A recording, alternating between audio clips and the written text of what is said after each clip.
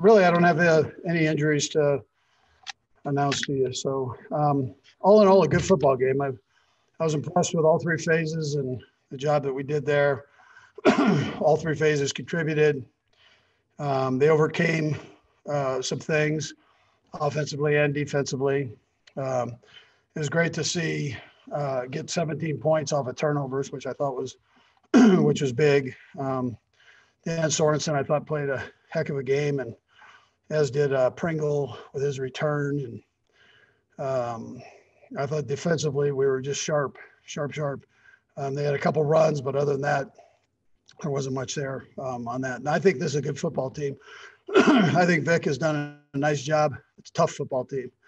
And sometimes the score isn't indicative of what the team really is. So I know we have them again, and I know, it'll be a knockdown drag out then too. So anyways, I was impressed all the way around with the bigs up front on both sides. With that, time's yours. Let's go first to Matt McMullen. Go ahead, Matt.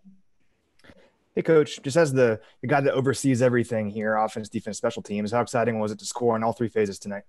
Yeah, no, I love that. I mean, when all three phases can contribute like that, that's tough to beat. And that's how the points got to where they were. It gets a little bit skewed there, but that wasn't all offense, but it was everybody contributing. And that's a big thing. If you're a football team, if one phase isn't doing as well as normal, then another phase picks it up, or possibly two phases. That's what the team's all about. Let's go next to Adam Teicher. Go ahead, Adam. Andy, a couple things. First of all, why was Pringle back on that kickoff return? What did you guys see that you made that switch? And Brad, I'll have a quick follow-up as well. Yeah, so listen, I mean, he was a good player in college with the return game. He was good in preseason when we did it. He's healthy. And so we wanted to give him an opportunity back there to return. You see how he hits it. That becomes important on kickoff return. So but I thought he did a nice job with it. And I mean, he hit it. He hit it hard and fast and everything else. So. Yeah. Okay. And the other thing is, obviously you got Le'Veon Bell involved a little bit, had a couple nice runs for you. What were your thoughts on how he played for you today? Yeah. So it was great. It was twofold because we had both those guys playing, but it was great to get Le'Veon in and get him going. And I thought he was very productive. There are a couple of things he'll learn from just with the offense, but I think the run game part of it was excellent. He had good positive yardage and ran hard. It was great for 25 too. Clyde coming off 6 days rest. I mean, that's a new thing for a rookie. How are you going to handle that? And I love the way he did. He came out and he ran hard and had, again, great production there. Let's go next to Mick Schaefer. Go ahead, Mick. Hey, Coach, along the lines of all three units scoring for you, are those plays on a day like this needed, or did the offense maybe play more conservatively once those scores gave you that kind of big lead? Yeah, you want it. We try to score every time we have that ball, man, offensively. It wasn't going that way. Vic did a nice job on third downs. He blitzed us a little bit and got us. We fixed it the second half. We just didn't get the same blitz, so and we weren't in that situation. Listen, as many points as you can get on the board in the NFL, that's a good thing. I mean, these teams are too stinking good, and I'll take them from anywhere. And if you're giving me some points, I'll take them. You need them in this thing. Teams are way too explosive. Let's go next to Vahe. Go ahead, Vahe. Hey, Andy. Obviously, we'll take the points anywhere you can get them, but does it have any particular meaning to you to see guys, two undrafted free agents, have those big touchdowns today on a team of, guys who have a little higher profiles than those two? Yeah. Listen, two of my favorite guys, man. They play. They come show up every day. Non-scholarship. It was like San Francisco State, non-scholarship program. So they came in not on scholarship, and they ended up earning it, and rightly so. They did a great job. Thanks, Andy. Yeah.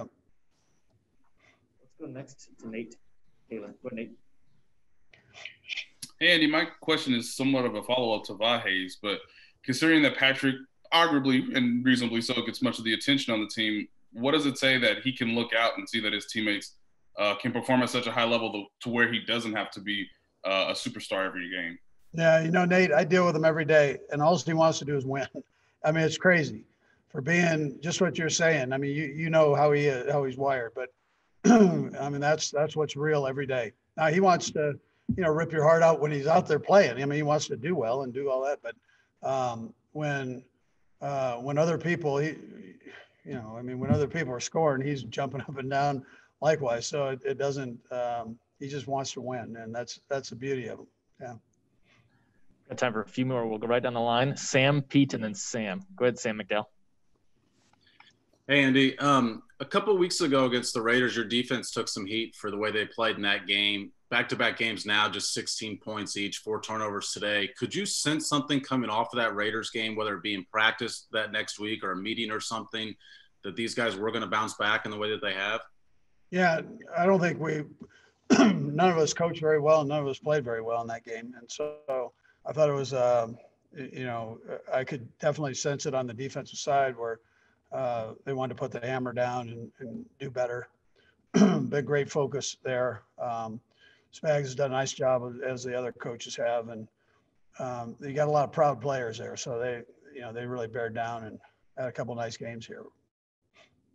Let's go next to Pete Sweeney. Go ahead, Pete. Congrats on the win, Coach. Weird to ask this question in such a dominating game, but it seemed like there was a little bit of lull for the offense in the middle of the game. How important was it to get things going, get that touchdown with Tyreek toward the end before you switched out for Chad Henne?